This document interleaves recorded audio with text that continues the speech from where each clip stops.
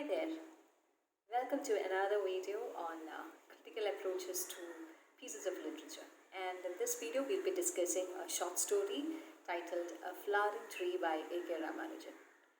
Much is said and written on Ramanujan as a writer and as a person, so I would rather not go into who he is, what he was, etc. But rather, I'll move on into the story.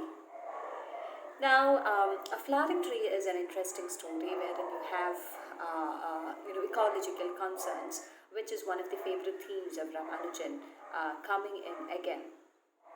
And detailing the story, you have a town and you have a hut in the town, and you also have a palace. So such multiple settings, they enhance the plot or the theme, and you really have your perspectives moving from confined spaces to larger spaces.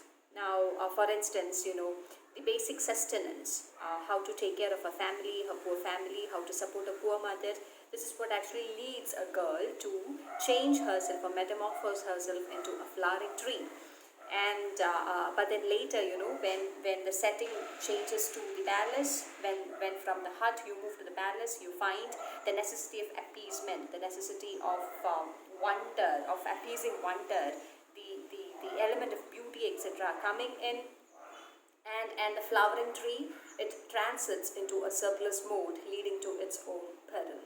So that which was used, or that which was supposed to be used as a means of living by the girl, it leads to her own destruction as the tree travels from the setting of a hut to the setting of a palace.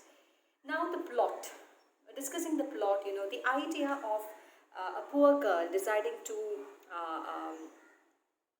sustain her family or help a mother versus a king who has got two daughters, and of course they are very rich, and one of the daughters, finally leads to the exploitation of the poor girl, and a son whose curiosity is what actually leads to the poor girl moving from the hut to the palace, and then later, have to turn into or become half human.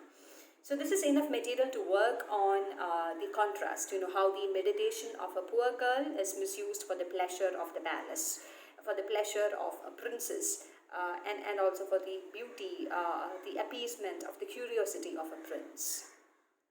Now, looking at the characters, almost all characters are stereotypical characters. They don't have names, which also underline the very fact that the story is to be read in an allegorical fashion.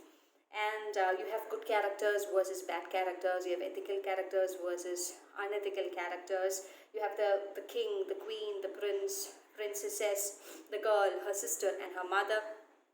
Now the charm of the story is how the flowering tree itself becomes a character in the narration. And that actually shows, or that actually pinpoints how nature itself is a character in this short story. And the structure goes smoothly, Sometimes you feel like, the tree was a blessing and it carries the girl from the hut to the palace. But then, the climax, it slowly starts when her sister-in-law takes her to the playground and asks her to turn into a flowering tree just for the, pleasure of her friends.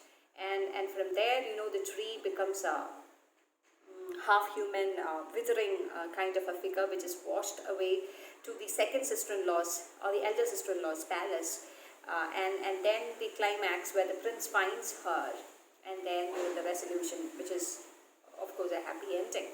But then this particular structure, it has got its own ups and downs, and looking at the style, the language is quite simple, direct. And even a person who does not really read into the story can definitely get the ecological perspective in which the story is written.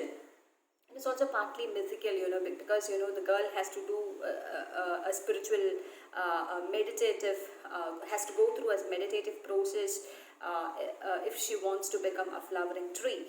And the theme is very clear, there is the eco-feminist perspective, and this is also something which reminds us of Ramanujan's poem Ecology, wherein again there is a connection between the woman and the nature.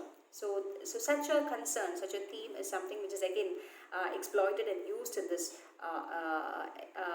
explored and used, not exploited, I'm so sorry, explored and used in this story. Now, the atmosphere of the story, it is quite pensive, curious sometimes, and then it becomes quite light also, especially towards the end, as if nature, Mother Nature stands out victorious. So, all in all, the flowering tree is a story of a girl who looks at nature for sustenance and then gets exploited for her, for the appeasement of the wonder and pleasure of the rich, and then finally you have the Mother Nature victorious.